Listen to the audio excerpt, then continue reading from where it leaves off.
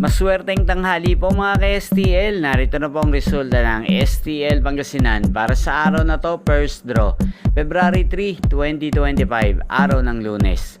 Naway ang mga natayaan nyo pong mga numero kanina ay manalo nawa ngayong tanghaling ito, 12 PM. Kaya kunin nyo na po ang inyong mga tickets. Narito na po ang resulta.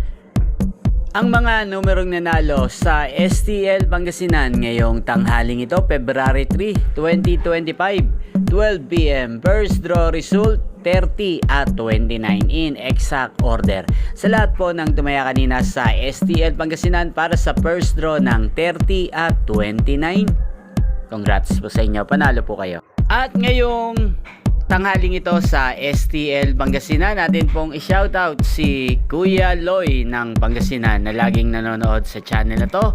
Shoutout po sa iyo Kuya Loy, naway ang mga numerong tinatayaan mo sa Pangasinan sana ay manalo rin ngayong tanghaling ito sa STL Pangasinan at sana'y nasa mabuti ka pong kalagayan.